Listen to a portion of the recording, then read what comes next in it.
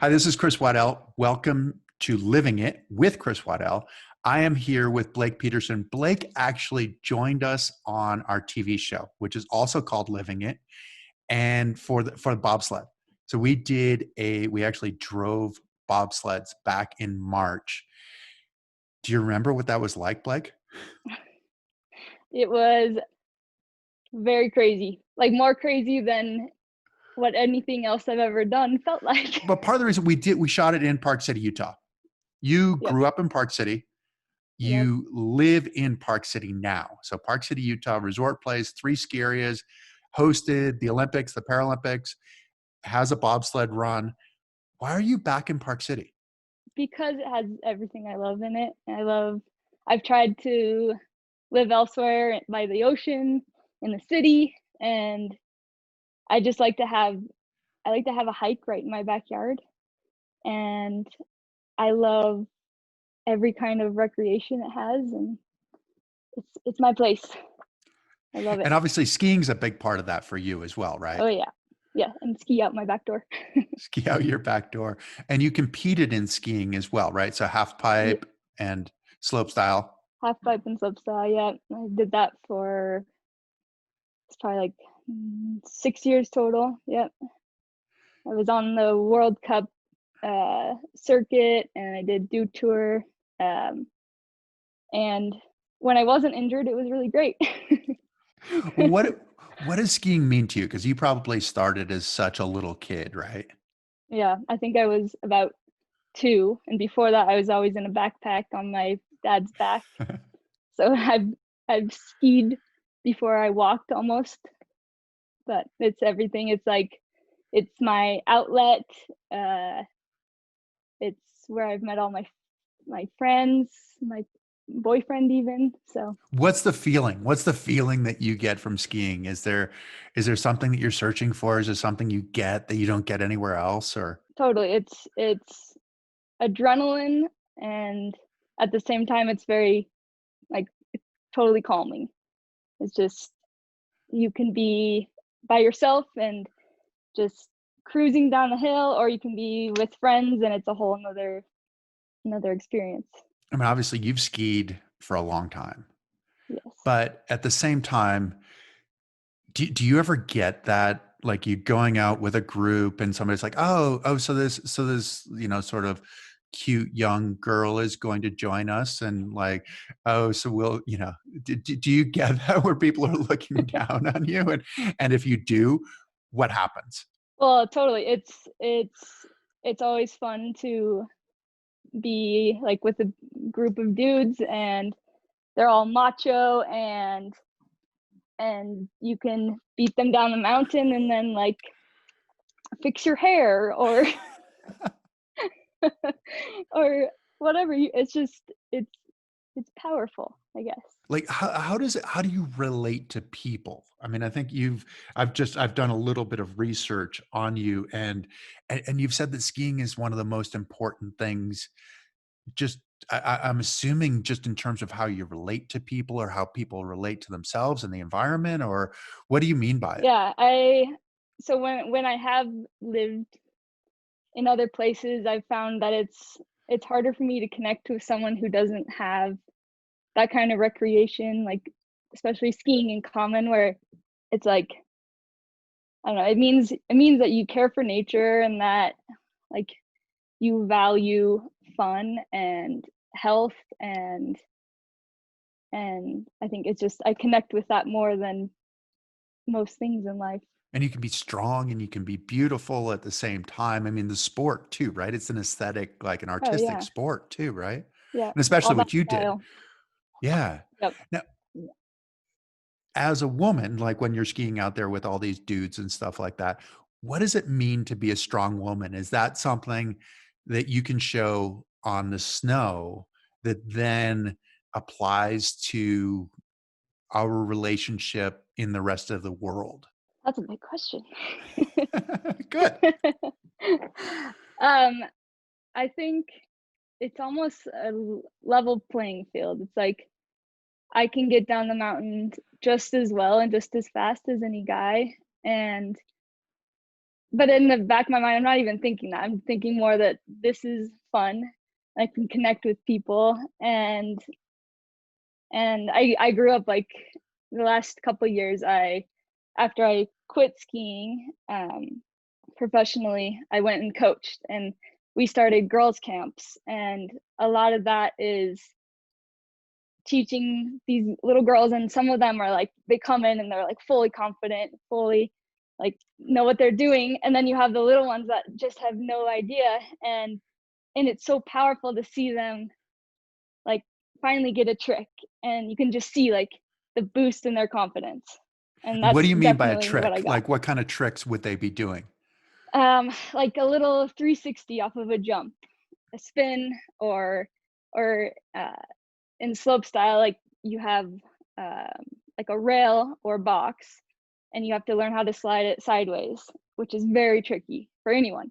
And so just seeing them like learn how to do it, and definitely there's a lot of falling involved, and that alone makes you tough, and you can withstand all kinds of things once you figure out how to fall right and pick yourself back up. So Is that the message that you're teaching them? What do you feel like you're teaching these young girls? Because obviously you're teaching them proficiency, but you're yeah, also sharing from your experience. What's the message that you feel like they need to have as they move forward? I think it's just that girls can do anything. It might be a world that's kind of overpowered by men, but in the end, it's you have just as much input as they do, if not more in some cases. Awesome. And that's something you've been involved in as well, is being an advocate for women, and because it is a world, right? I mean, there's there's been the women's movement and different things like that. Yeah. And what does it mean to be a strong woman? And why is that not threatening, or is it For threatening? no, I and that's what I really I like to totally have it not threatening at all. It's just like I believe in people, and I believe anyone can go from nervous to confident if they have the chance to learn something and fail at something. and and I guess for being a woman, it's like a lot of times we do have to fail a little bit more, and we do have to fall a little bit harder, but that makes us stronger in a lot of cases. So And what's the lesson that you have to teach as a result of going that way, of failing and learning and falling and all of that? What do you have to teach the rest of the world? How can you make this place better? that's another big question. Jeez.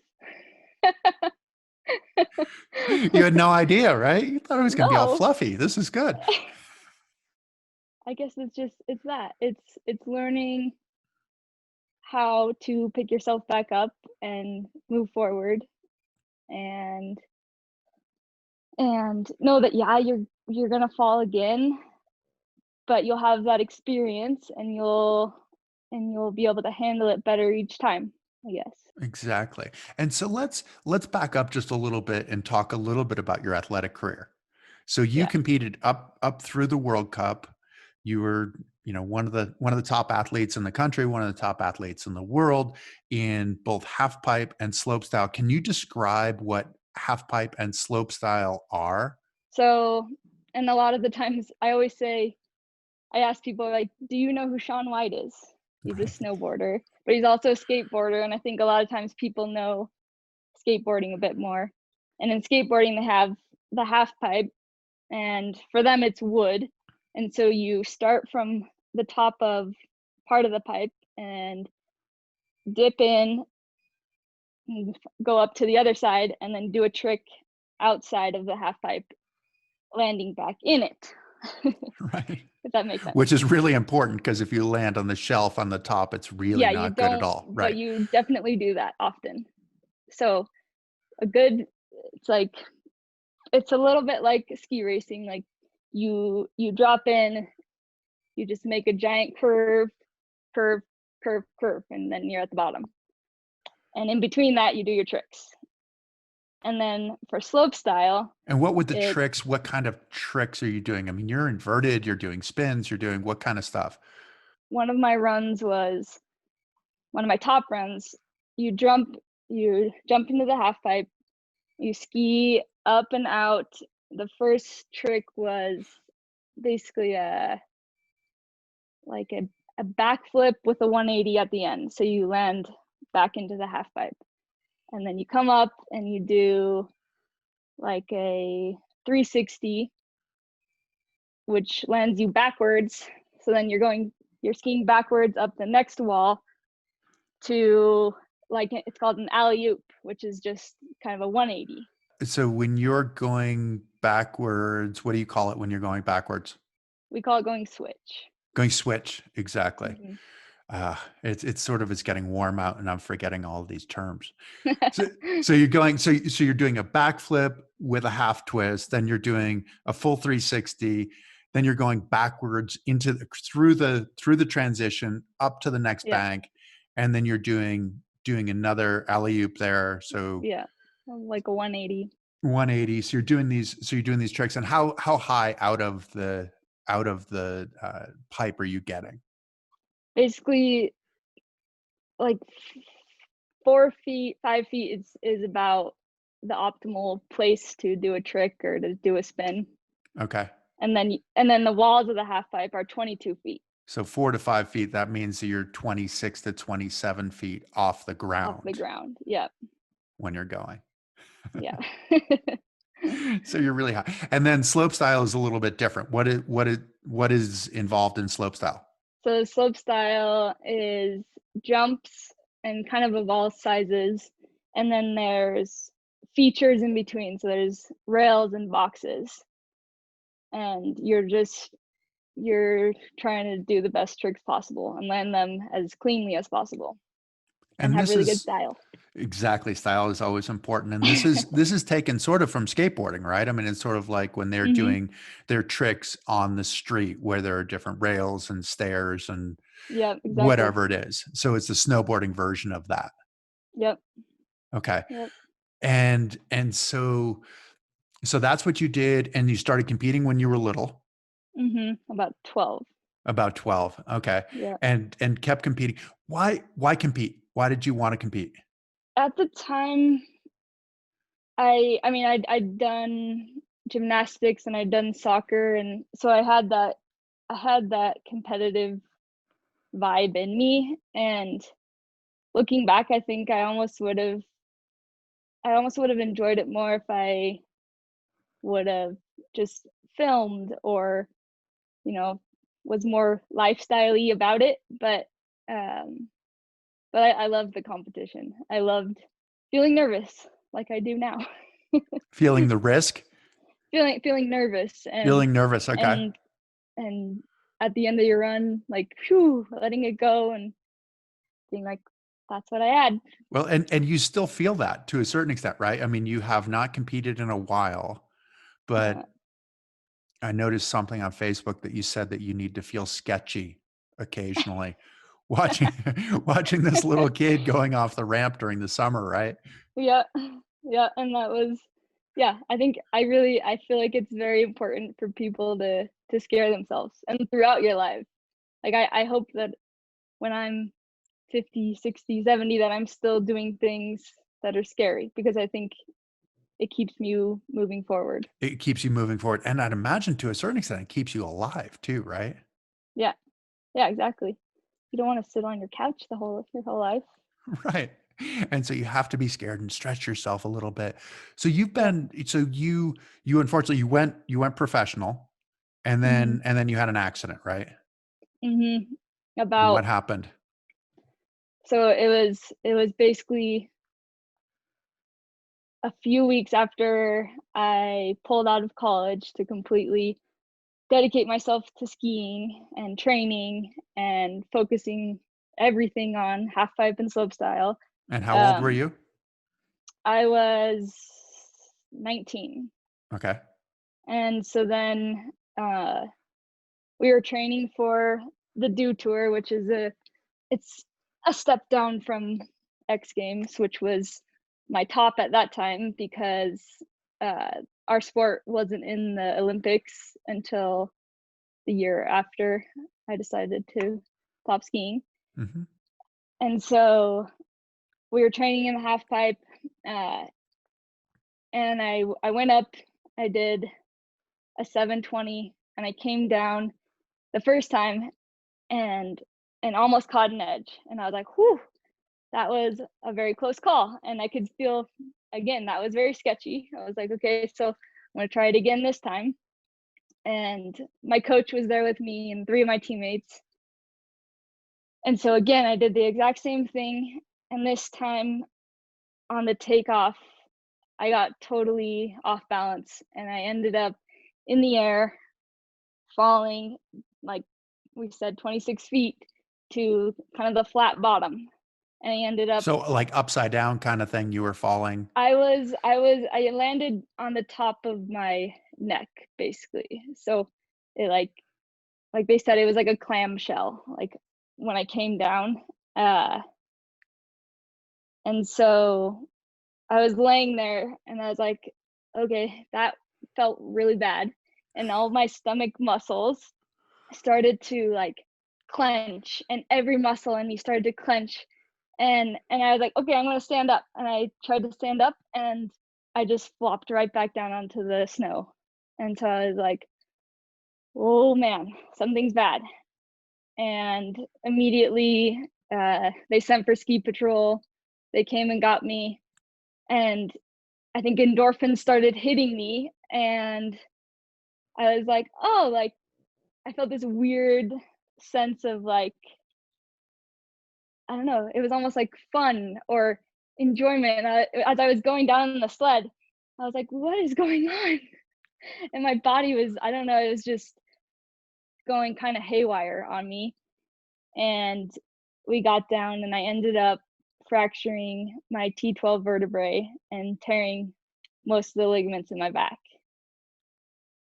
So Wow. I went right into surgery, and they fused my T12 and my T11 vertebrae together with 2 rods and 4 screws, No and spinal damage I though.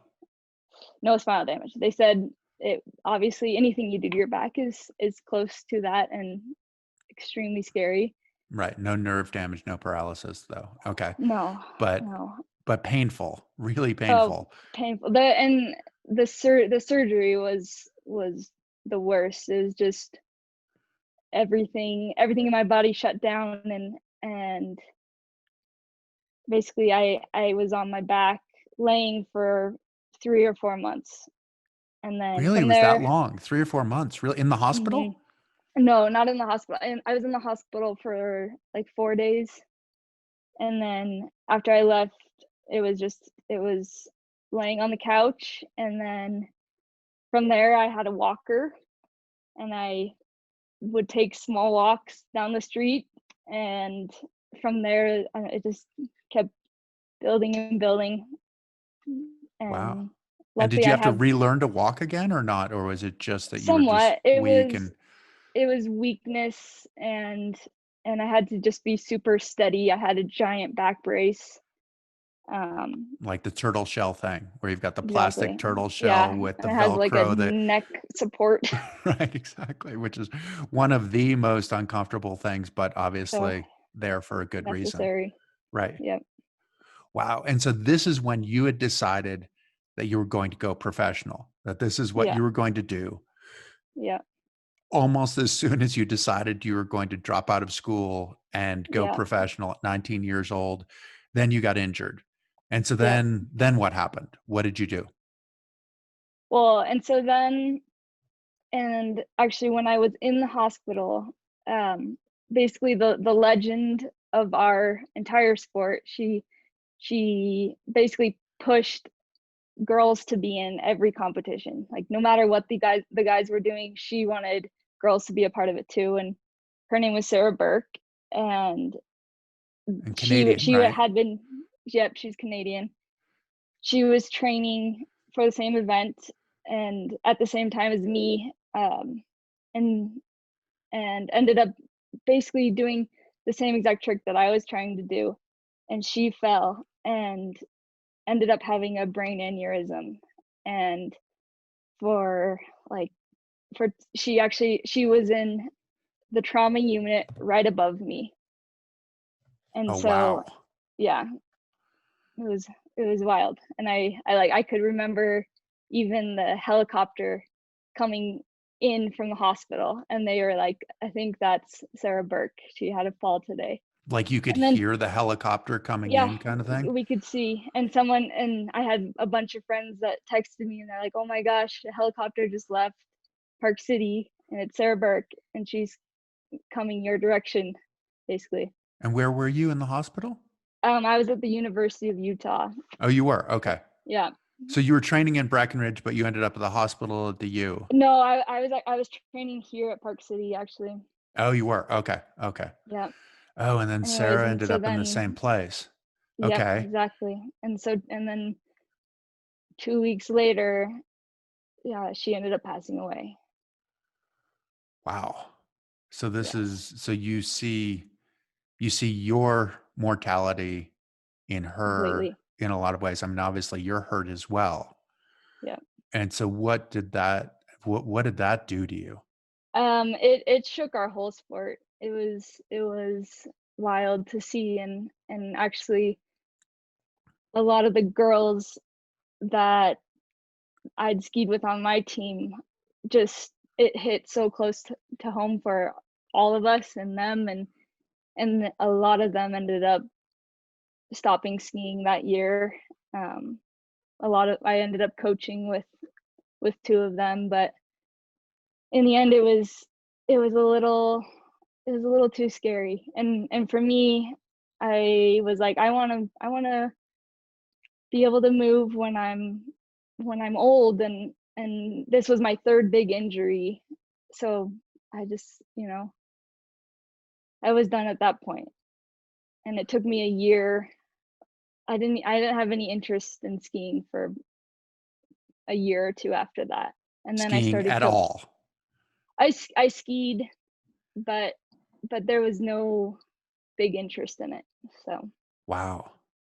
And yeah, that's at a young age too, right? Where you it was very young. Yeah, it's your connection with your passion of your sport, it's your connection with your youth, it's yeah. all of this stuff, and then that's taken away from you. And where did you go from there? What was the decision? What was the direction? What was the passion? What was the connection? Yeah. So after that, um, well, I became obsessed with surfing because I was laying on my back for 3 months and was so over being in a landlocked state that too much to my mother's dismay, I became obsessed with surfing. And after I was able to start recreating again, I moved to California and I started learning to surf, which was definitely hard. And slightly dangerous too, right? Slightly dangerous. And what's funny too is one of the first big days out where I was like, okay, I can feel pretty good now. I ended up stepping on a sea urchin and I was like, oh my gosh, give me a break. But Wow. in that time, and one thing I've always had with skiing is my love for art, and that's painting, photography, any kind of design. Um, and so when And I you was started that as a injured, little kid too, right? yeah, yeah, I've always loved art, and so it was like whenever I was injured, I could totally focus on art. And then when I was also skiing, it was like I kind of do them simultaneously, and I feel like especially in my sport, art and style and creativity has a ton to do with skiing. Right. So it all intertwined, and so after that, I moved to California, decided I want to go to art school and really learn photography, um, and then missed the mountains too much. Came back, decided I wanted to teach little girls to ski safely and cautiously for the most part. Um, But and beautifully and aggressively at the same time, I would oh, imagine. yes, completely. Pushing the limits a little bit. Being smart about the limits, right. Okay. Exactly. Yeah. So, Interesting. So fear is a huge part of what we all face, right? I mean, being an yep. athlete, fear is a big part. When you're dropping into the half pipe, I'd imagine there's this, your stomach is sort of doing flip-flops going, okay, well, this is what I'm going to do. And if I'm going to be successful, I have to be committed to it. Yeah, Because if I'm not, that's when things go really badly. yeah. But then you also You have can't half-ass it. you can't half-ass it at all, but you also have the art side of things too, right? So the art side of things is you're producing something that you think is beautiful, and there's a part where you think, okay, well, please love it, like please love what I've done, like please think Exactly. this is great, and Yeah. like me, and all of this stuff, like give me this assurance that I'm doing okay. How do you face that fear both in the sports side and in the art side? I think a lot of it is you have to learn how to perfect your craft. And with skiing, that means falling, like I've talked about. You have to fall and you have to adjust. And then with art, it's it's basically putting yourself out there for everyone else to evaluate. And whether they like it or not is is their own perception, and you have to come to terms with that, which I definitely in many ways haven't. But it is, So each time it's difficult. it's difficult, yeah. Is It's it okay that it's difficult each time? I mean, it's like difficult each time you go into a competition too, right? To me, yeah, in some ways that means that it's important, right? That it's our yeah, fight or flight, it's the chemicals in our body and we have to kind of manage it. But sometimes it can be the thing that stops you too, right? I'm yeah, never going to do this again. I'm not putting anything yeah, out there. yeah, exactly. You learn whether it's like, "Okay, I did this good enough for myself, and I'll leave it at that," or I did it well enough that everyone else seemed to like it, you know, and I got a good score, or my art was appreciated. I would imagine it's some of what you're teaching these little girls too, right? I mean, the difference between sort of outcome expectation type of goals versus like the process and doing what you think is great and being content with that, and knowing that that's okay, even if other people don't see it. Is that part of the process that you have to go through both personally and in coaching?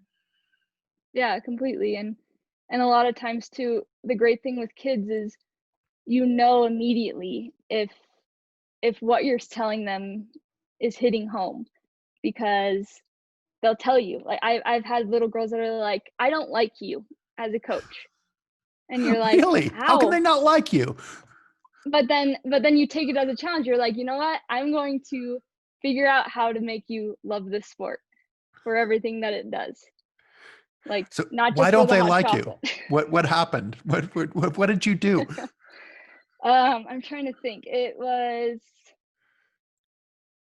more that we had a set kind of schedule, like, we needed to be learning half pipe in the morning, then slope style, and then we could free ski. And a lot of them just wanna go free ski and bump around the mountain and have fun, but at the same time, it's you have to push them to train and get better, and a lot of times they don't like that.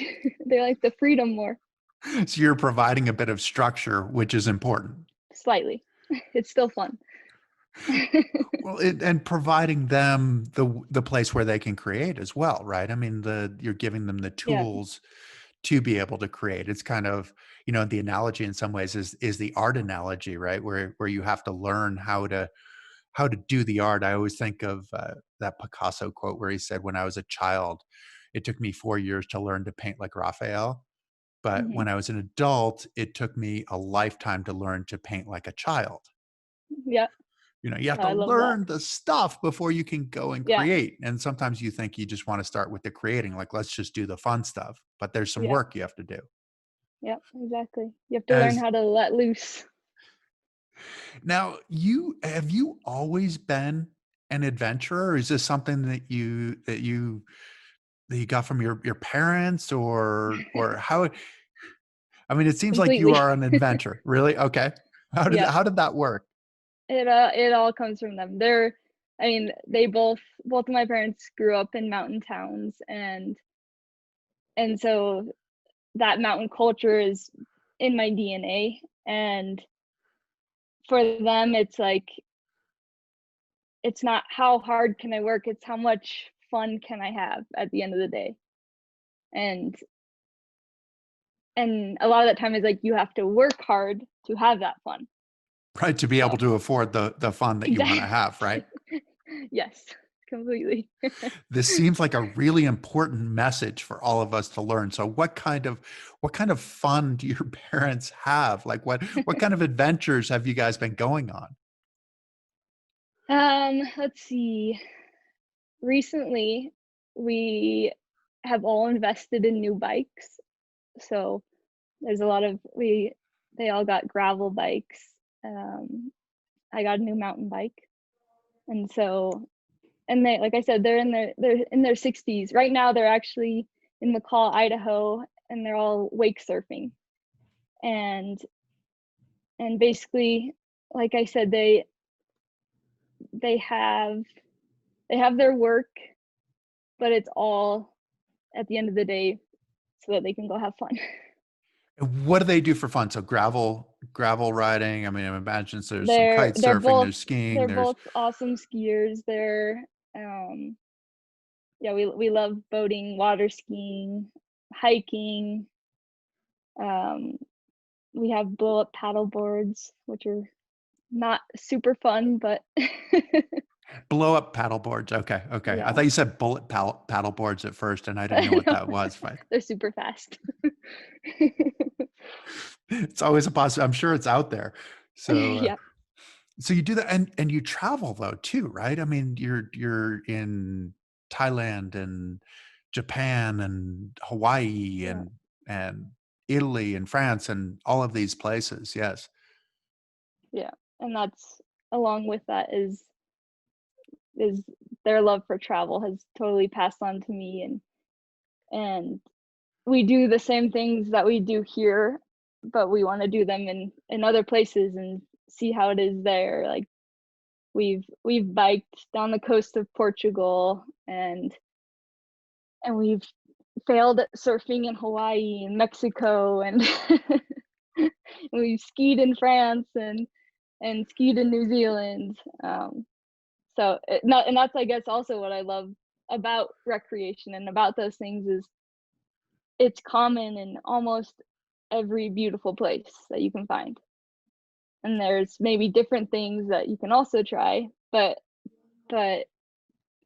there's a consistency too. Yeah. No, there definitely is a consistency, and but it's a little bit different too, right? I mean, you're doing the Yeah, same thing, but you're in different place. What is it that you love about those places? Why, I mean, why travel? Why travel to go do the same thing? Like, you live in Park City, Utah. It says on yeah. our license plates that we have the greatest snow on earth. Why would you want to ski anywhere else?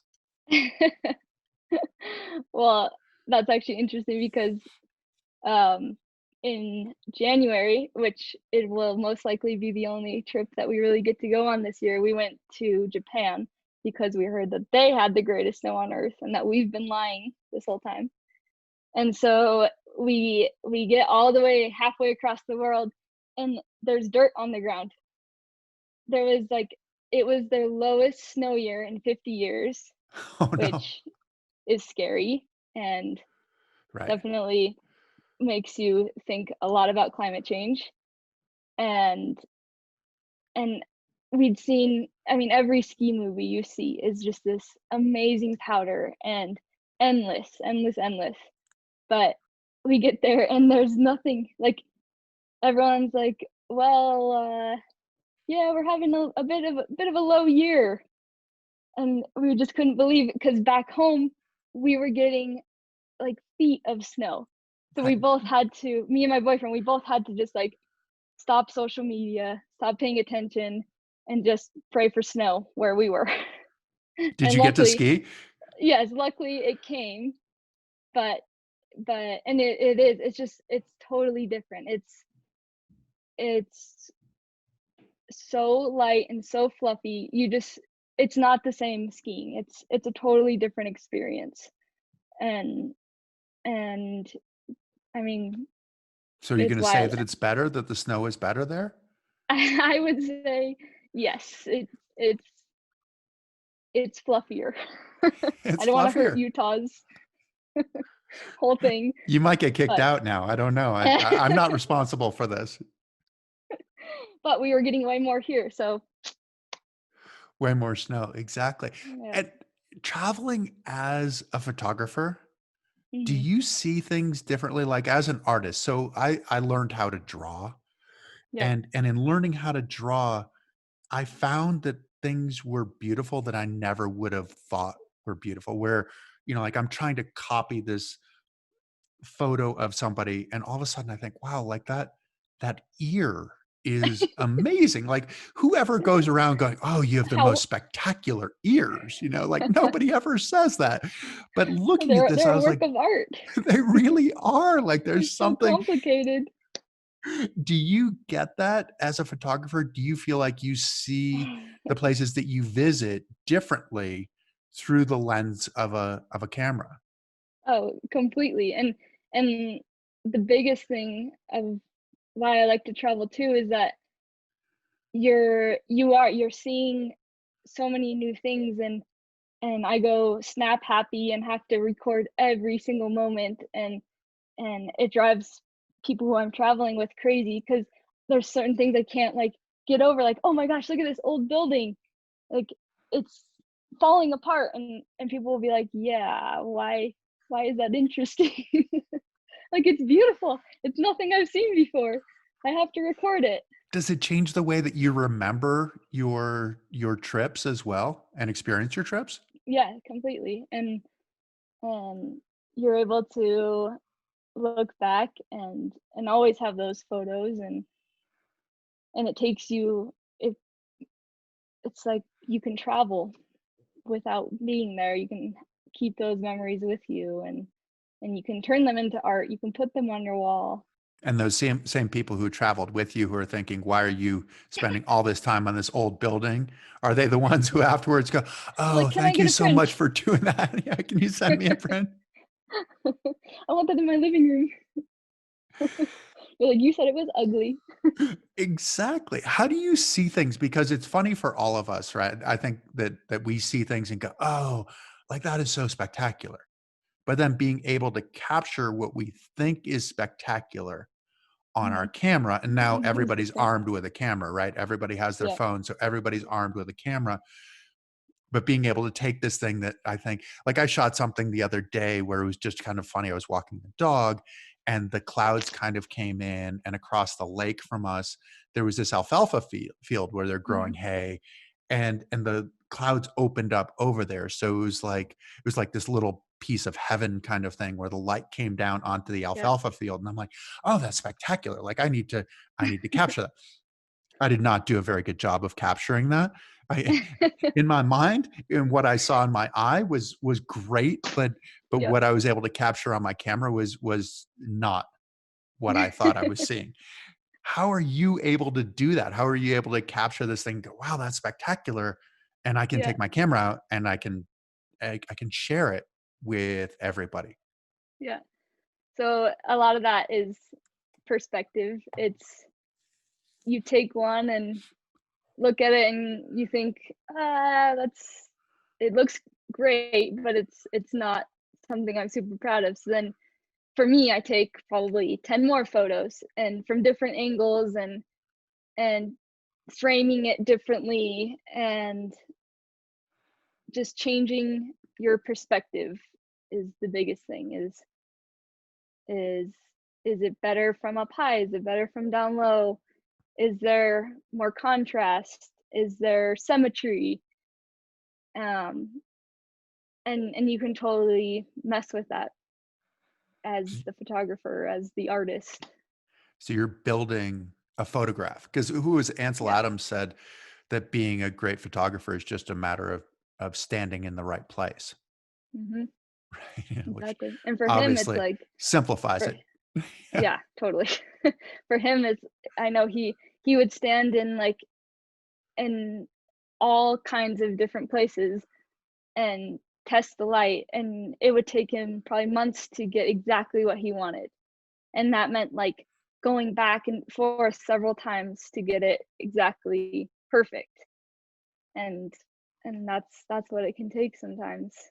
And figuring out where the exact right place is, but then getting the light to cooperate with you Yeah, so that everything works the way that it's supposed to work. And yeah, yeah, because everything we're also shutter happy right now. Where it's like, exactly. oh, take that, take that, take that, and you take these photos, and then And then they're and not as great as they are in person. Because in person, it's amazing, it's wonderful, and to I mean, fit that into one little photo is difficult.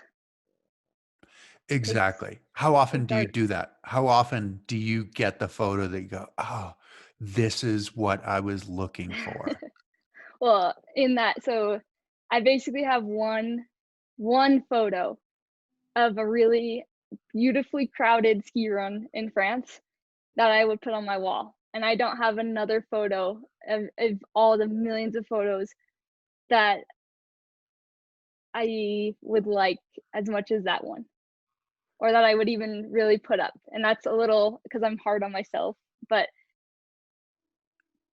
yeah, and so now I'm like, I see that photo and I want all of my photos to be similar to that one.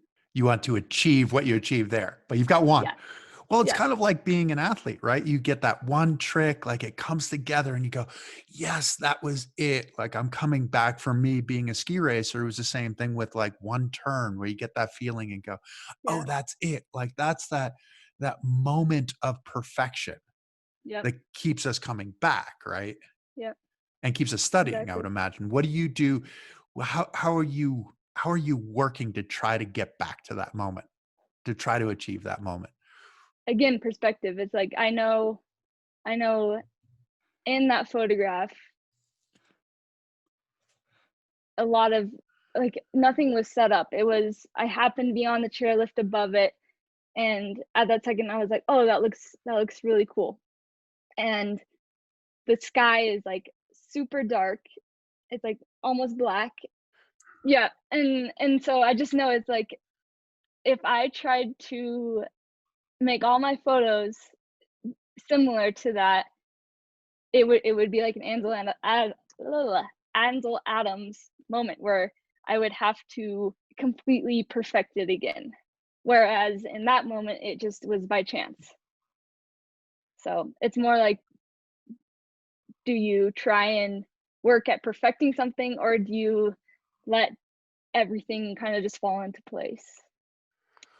Some of that's a perspective on art too, right? Is it that you as the artist are creating something, or is it that you as the artist are capturing something that is happening on a higher level and you just happen to have the skills to be able to grab that moment that is kind of like over our head and something that we don't necessarily even own. What's your perspective on art? Do you feel like you own the art? Do you feel like you're capturing the art? Are you a conduit? Or you where do you fit in the whole scheme of things? I go back and forth on oh, I really need to force the shot. I really need to perfect it. But then being like, what I like more is when it's come naturally and when it's developed on its own. And I think that's more powerful when it's naturally happening for you and you just happen to capture it at that moment. Yeah, because some artists talk about feeling like they don't even necessarily own their art. It's not really theirs. It's like it happened. It's yes, I did it, but it's not really mine. It's almost like it just passed through me, and Yeah. here it is. Yeah. Get it in, get it out, and you know, I know some painters who there's one painter that I knew painted with a palette knife because it came to her so quickly, and she wanted to get out Hmm. of the way of it. And if And she just let painted it happen. with a brush, it got so muddled because she couldn't Yeah. paint as fast as she wanted to. And in photography, you can completely Photoshop and completely edit a photo to be exactly perfect how you want it. But you can, at least as as an artist, I can see when that's going on. You know when they've cheated. I can see when they've cheated or they've enhanced it. And and it doesn't have the same artistry that something natural would have. And part of the artistry I think that you're talking about too is the effect, right? The effect that it Hmm. has on us as a viewer. Is Yeah. that what you're aiming for, or what are you aiming for as an artist? For my eye, I I see what I like, and I know that I have an eye for these things, and so it's training that and then showing people that eye. And everyone's is different. That's the coolest part about it, is everyone has a different view, and everyone's gonna take a different photo, and you'll like it just as much. So, and that's where it's so personal. And is that the hard part of like of actually capturing what you see? You know, I mean, it's like you're trying to communicate what you see, or and share it with other people. Yeah. And that I'd imagine that's the challenge. Is that the challenge of it is trying to be able to do that? Yeah, totally. And have them see and appreciate the beauty as much as you did in taking the picture. Right. So that's your fulfillment, right? Where you're like, okay, I did it because I'm able to because they get it. Kind of. A Kind of. lot of it still is, I know I have that artistic eye, and and I think it's beautiful. And so whether or not you think it's beautiful, it's slightly important to me, but it's not all that's important because it's a personal photograph. Right. And It's when not like you appreciate it, that's the most important part. if I'm proud and I appreciate it, then whether you like it or not is up to you. Right. I mean, it's probably better if I like it, but it doesn't ruin your day if I don't. It helps my wallet if you like it. Fair enough. Talking about the adventure, talking about the art, and talking about fear in some ways, we've talked about that. And it's funny because the name of our podcast, the name of our TV show is Living It. And what does that mean to you? What does living it mean to you? Living it for me is a lot like my parents' philosophy. And at the end of the day, how can you have the most fun and how can you scare yourself? Sounds like a good way to go. Did you always embrace your parents' philosophy, or was there a time when you were like, "Look, you guys just aren't nearly as cool as you think you are"? I Oh, happen I to think still your think parents that are very sometimes. cool. What's funny is I love photos, so I always look back at their old photos and I'm like, wow, you really wore short neon shorts, Dad, like while you were hiking. Like, did you choose those for yourself? This is the problem with documenting everything is that it's there It is in there. black and white or full The Kodachrome, style right? will not leave the photo. I'd imagine your dad's okay with that, though. Yeah, he looked good. So you bobsledded with us. What made you say yes when I asked you if you wanted to come bobsled? Um, let's see. Whew. Because you Um, drove a bobsled. I drove a bobsled. I never ever thought that would be something that I did.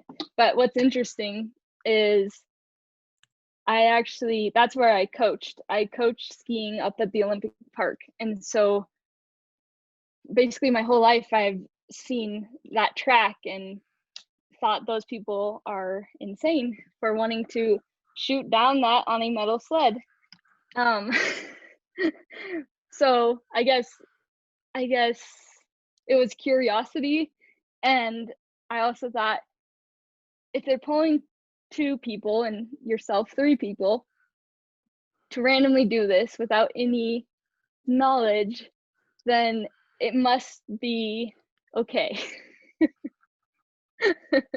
They're not sending us skydiving for the first time by ourselves. Did you question that? Because you were skiing in the half pipe. People don't take you your first day and say, okay, why don't we put you into this half pipe with 22-foot walls and you'll just drop in 22 feet? I mean, it's in a lot of ways, bobsledding felt like that kind of equivalent of, okay, yeah, you figured out how to stand upright on your skis. We're going to bring you here and then you're going to do this and throw some flips in while you're there. I mean, did it feel like that? It kind of felt like that to me. Yeah. Well, the difference is that, like I said, I've been skiing since I was 2, so I had a little bit more background on how to do that. Whereas bobsled, I'm like, okay, I've gone sledding before, uh, and I've been in a half pipe, which is kind of similar, but not at all. I have complete control, whereas in a bobsled, I have some control, but I have no idea how to use it. Yeah. Yeah. Did you wonder whether these people were being responsible? What You? you me? Yeah, exactly. Me. I didn't know anything. I didn't know any more than you did. True. No, I did question it because I thought like we're gonna have a professional with us. Like there'll be someone who actually knows what they're doing on the sled with us. It's not. There's no way they would just send us by ourselves. But no, you did send us with a complete like no one who's ever done it before. So it was 2 Well, we did idiots have in a a sled. professional who taught us how to do it, though, who talked Yes. us through it and we walked the course and we did that stuff. But I No, still and didn't feel prepared. oh no, I was, and he was so awesome and calm that at moments I was like, okay, like he can be completely calm and collected about this. I know he's done this. He's been a motorcycle racer. He knows what a track is like, but but at the same time, I'm like, this seems insane. I mean, I'm trying to memorize everything that he's telling me, but I know as soon as our our bobsleds hit the ground, we're gonna forget. And that's exactly what happened. It goes right outside your head. Oh, yeah. So it's like you want to get into this turn quickly and then Yeah. get parallel. And this turn, you need to make sure that you get off early so that you can get flat Yeah. on the track. And And like pull it back when you're gonna go up onto this wall to make sure you're straight and it's tiny. It's tiny little movements back and forth with your hands, and that's it. Which seems insane because you're on these just massive walls that all you're doing is making a tiny like half an inch movement with your hands and somehow that's going to help you get down the mountain. like an 800, 700, 800 pound sled. Yeah, which when he said like, oh yeah, I've had it flip, I was like, oh my gosh, like and That could be me. Yeah. several times I was like, okay, like what am I gonna do if it flips? I'm like, I'm gonna try and get my head as deep inside of it as I can and hold on. And he said he's like, you when you flip, you end up on your head for the rest of the entire track. You're like, hold on, this got me in bad shape when I was doing the half pipe. I don't think why am I going back to this? And this was our expert was a guy named Aaron Landingham who is in Yeah. a wheelchair who teaches motorcycle racing, who has been a bobsled competitor, and he talked us through through what we were supposed to do. And yeah, I think the hardest part was you're trying to keep everything in your head. Like, I Yes. can't forget that. I can't, I'm going to be in big trouble if I Without forget that. landing on your head. Well, you saw the people in the Olympics. Like these are the Oh yeah. people at the top And there are people Yep. who crash there, and you think, okay, you've been practicing for a long time. You've been training. Yeah. This is my first time. So if you end up upside down, I probably should end up upside down, and I don't want to do that. Exactly. And I know from skiing that that is more likely than not that you're going to land upside down, especially when you're first trying to learn something. It's almost inevitable. Well, you were talking about it. You said that falling is a big part of learning. This is part of what you're teaching these little girls is the falling part, right? Yeah, but in bobsledding, I was okay with not falling. In skiing, you don't have a giant metal can around you. What did it feel like when you made it to the bottom? Because you took 2 runs. What did it feel like when you made it to the bottom that first time? Well, after the first time, I was relieved because I thought it was over, and then you said we had to go a second time. So, I was I was very relieved the first time, and then was like, "Okay, here we go again." Uh, and basically, it's funny because Jack, who was my partner on the second round, he was he was like, "You kept talking to yourself." I was like, "I know, I was screaming." I was, like, yelling at myself at every turn. I was like, "Oh my gosh, like, hold tight, let go." Which I mean, I'm sure I probably did that in half pipe also, but yeah, it was very relieving to not be on top of my head at the bottom of the track. Right, exactly, and you came down, and I don't know if you had the same experience, but we came down and there was a big turn, and then you kinda came to a flat, and then you went uphill going to the finish, and there was still one more turn, and I Yep. remember kind of taking that turn and going down to the flat and thinking, "Oh, okay, like, I'm alright," and it's like, "No, no, no, no, like, Oh, there's one more. pay attention, there's one more turn, you can still screw this up." Yep, completely. No, I think that's exactly, and you do, you kinda, like, loosen your grip a little, like, and then you're like, "Oh, oh my gosh, there's still one more finish line curve," until you can really relax, but no, it was powerful. Whew, it Are was you very glad that you powerful. did it? Oh, completely, because I can brag about it, but But you're not going back, is that what I'm hearing? I would go back maybe if Aaron was driving. I would be the second man. You'd be the second man. Okay. That is interesting. That is really interesting. I felt like, and I don't know if you had this experience, but we did 2 runs. And the first run, I was so relieved to make it to the bottom. Yep. Just, okay, this is good. And I was relatively good on the first run. And then on the second Hey, run, you I killed it started I started getting confused because where you're trying to where overthink it. I was overthinking it. It's almost like it's like almost anything that you do where you're thinking at Exactly. first like survival, like, okay, I'm in survival mode, do it right or you're going to Yep. die. Yep. And then the second run was like, okay, I think I kind of figured this out a little bit. And instead of making the turn, I was actually like steering into the turn, like I was going higher on which is exactly what you don't want to do. And then in Yep. my head, I'm going, okay, which way am I going? I'm going backwards. I'm going, hold on, like just do it right. Just like keep it simple. Did you have that experience as well? Oh, Or was it just me? completely. Yeah. No, completely. Because there's so many instructions like, okay, on turn 6, you want your hands here. On turn 7, you want your hands here. And the transitions, you want your hands here.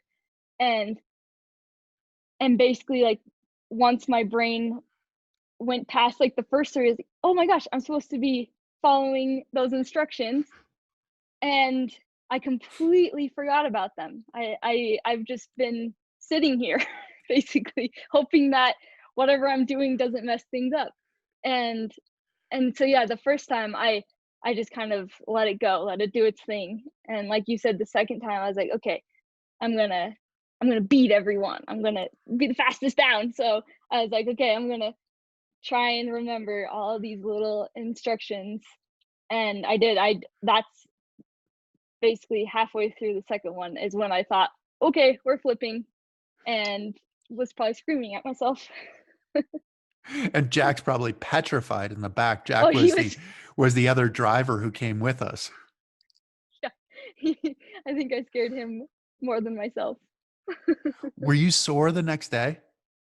I was. I a lot of it was, like, just in my hands because I think I just had such a, like, death grip on those handles, but, but otherwise, I remember my head bobbing a little, um, but it was your whole entire body is just tense because you're like you said, you're in kind of survival mode. It was funny because the brakemen were talking about how bumpy a ride it was, how difficult and jarring a ride it was, Really? and I thought, Yeah. "Really? Huh, it didn't seem that bad to Uh-uh. me," and I think that part of it was it's kind of like the difference of being in the front of the school bus versus being the back of the school bus where it would bounce Yeah. more or whatever, but the other part and it was a two-man bobsled, but I think part of it was the adrenaline too. 'Cause then Yep. the next day, my back was sore and those kinds Yeah. of things, and I was like, "Oh, okay, I didn't feel that at all yesterday, but now I definitely feel sore." And Yeah. does it make you want to do another adventure like that? Does it increase your bucket list? It definitely does.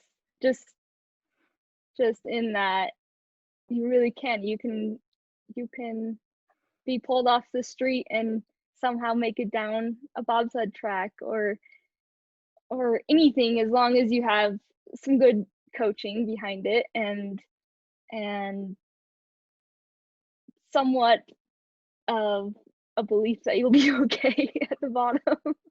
You do have to stay committed to this whole thing. I mean, that's Yeah. when they pushed you off, it's like, "Okay, you're in." Like, Yeah, this is it's not like you can pull the brakes and, like, head back up. no, Like, no, this is your only sink or way is swim. down. This is yeah. All the cliches you wanna throw out there, like, you're in, Exactly. you're locked in, like, you are the only one who is going to make sure that you make it to the finish. Do you have a Yeah. list of anything else? Do you have any ideas of what you wanna try next? Hmm. I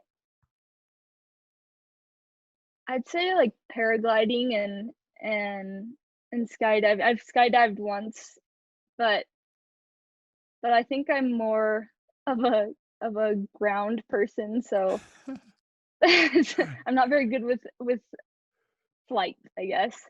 Flight or heights? Are you good with heights or I'm pretty good with heights, yeah. okay. I'm trying to think.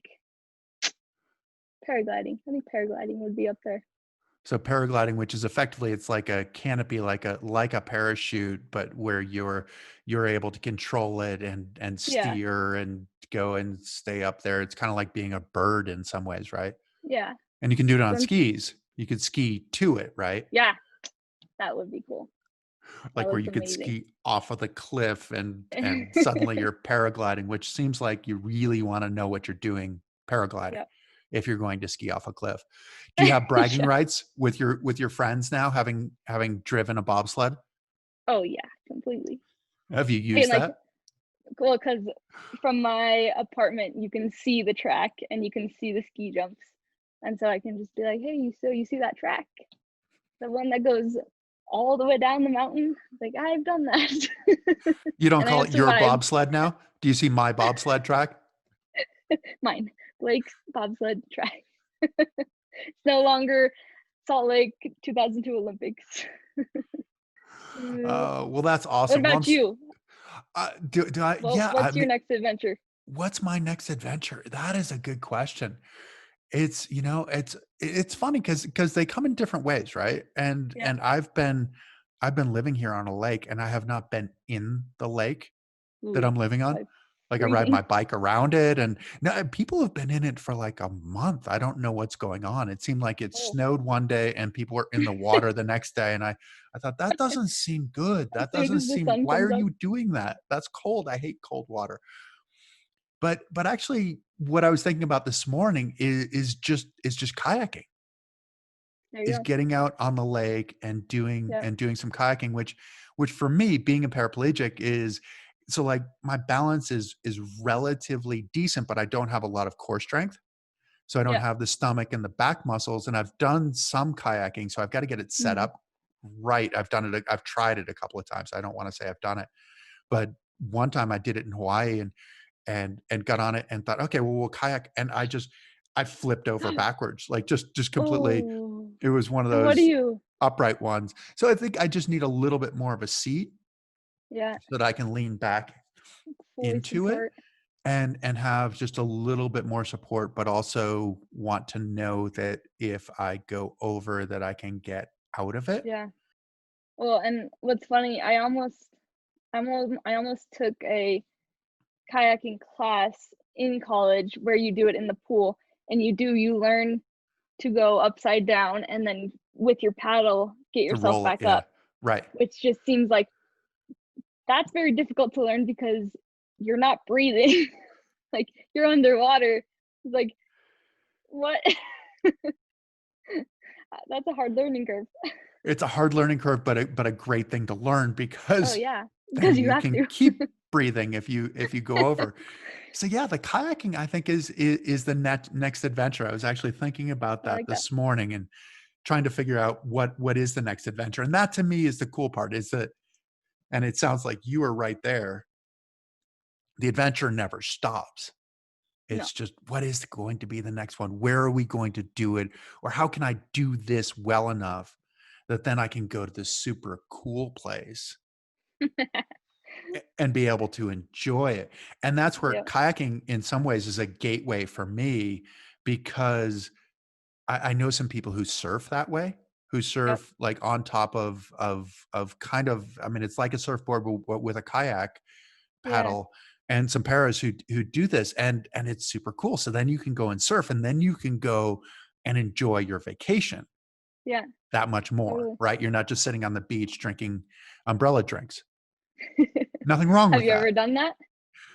The surfing on Yeah. the kayak, I haven't. No, I haven't done it. Oh, So that'd be cool. that's on the list, and it's part for me of why I've done the show. You know, why I've started Yep. this show is like, okay, that's something I want to do. This is something I want to do. Like, let's figure out how to do it and be able to share it with people and share the mentality that your parents have passed down to you of like, let's find a way to play and have fun.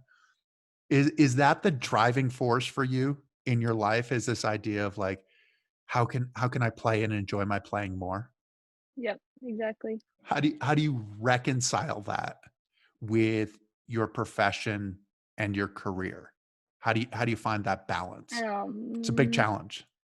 it is, but I think a lot of what I love to photograph are those things, is skiing and adventuring, traveling, and I mean, I've rarely ever taken a photo inside of a building. It's almost always outside when I'm doing those adventures, and so they go hand in hand. Yeah. No, that sounds like that's something that I think that we all need to learn because it's so easy to to like work to have an adventure, but if we can find a way to make our adventure work, To double dip. then it's like, oh, okay, then you're just having fun all the Yeah, time. And granted, there are difficult parts of it, but I think that it yeah. seems like you've at a young age, right? 27? Mhm. Okay. You figured Yep. out you figured out some pretty essential stuff in your life. I mean, granted, I think your parents have been helpful in this. We've got to give Yes. them some credit, don't we? Yes, we do. And friends. And friends, exactly. So I'm glad that you said yes to our adventure of I'm glad too driving a now bobsled. that it's over and I'm okay. What did No, we it was have good. beforehand? Was it a couple of weeks or so, or was it a month or so before when we'd confirmed that you were going to do it between then and when we actually did it? No, I You think it was a remember? week. Was it a week? Was it that I little think time? so. Well, in some ways, that's good then. That's better. That's Yeah, like yeah, less I time to be didn't have nervous. didn't have a lot of times to think about what could happen. Were you really nervous that week? I was I was definitely nervous. I actually wasn't nervous until I got up there and really saw it. Because in my mind I was like, oh, I've done this before. Everything will be fine. Like I've done scary things, but that was definitely up, probably on top of the list. So we rode in the bobsled. hmm Did that make it scarier or less scary when you knew that you were riding in the bobsled and then you were going to have to drive it? Like when they were showing us how to drive it. Well, they showed us how to drive it, but then remember we went up before we started driving. One of the guys Yeah, from yeah, yeah, we got a feel for it. I mean, drove us. Yeah. yeah, that's definitely when my nerves peaked. When I was like, okay, he's doing it well, but he's done it. He knows what he's doing. I have no idea. Uh, uh, well, you did it super well. You you were did it super great. well, Oh, I don't know. I and think you you were you the didn't seem very nervous at I all. couldn't seem nervous because I had brought you people to do this. Yeah, And I so remember I was saying, responsible for you guys. I felt like I had to go first because if "Yep." I failed miserably, you guys could say, okay, that's it. I'm done. I'm not doing it. And so there was a ton of responsibility. And I felt like, okay, I have to be good. I have to be successful. Had These to keep guys it are together. counting on me to show them and I've introduced them and I've introduced them to a scary situation and so yeah, so I felt a ton of responsibility and I couldn't look nervous because if I looked nervous then that would make you more nervous. So I had to play it cool and I'm glad it worked because I was super nervous. I was like, you guys are crazy. You guys are absolutely crazy. I am not qualified to do this. What are you doing driving me up to the top of this bobsled and pushing me to get started? And Yeah, this has got to be illegal on so many different levels. And it worked out great. And they knew what they were doing. And yep. we apparently knew more about what we were doing. But no, it was awesome. And I'm so glad that you came and that we were able to share that adventure and that fear. Me too. Me too. It was awesome.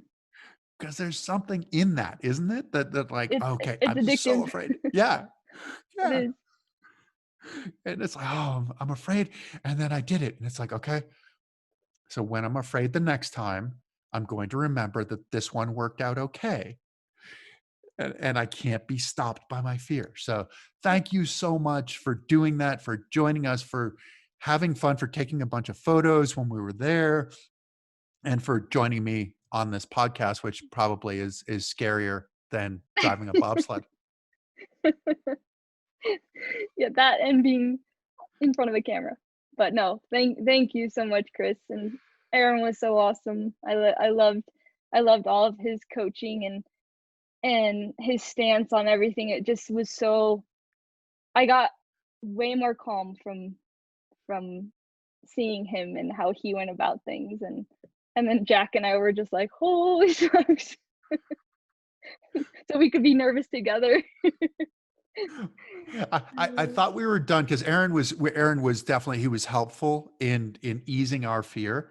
And then we went out afterwards. Yeah. And And he said, what did he say? he was like, said it was basically like I was freaked out. And we're all like, what? You were scared? Well, he was No, scared, but he be scared for expected us. he expected us to crash too. Yeah, He was like, I'm yeah. surprised nobody crashed. And we're like, really? No, like we didn't think that And was so really like on the table. casually, we're like, oh, what? Like, I needed to worry about that. I'm glad he didn't say that before. I am glad he didn't say that before too. And I'm glad that it worked out for everybody. And I'm glad that you had fun. And for me, I'm also glad that I gained a couple of friends in doing Me this. And too. you and I mean, I've known your Me parents, too. but I don't think that you and I had really known each other prior to this. So Yeah. it's really No. that's the fun part for me. We are bonded in bobsledding now. Exactly. We'll have to go find another adventure. So we'll find a way to go do this. And thank you for just being spectacular and keep Thank you, going Chris. out there and taking photographs and going on great adventures into great places. And we will do it again. Thanks, Blake. Okay. Thank you so much. Take care.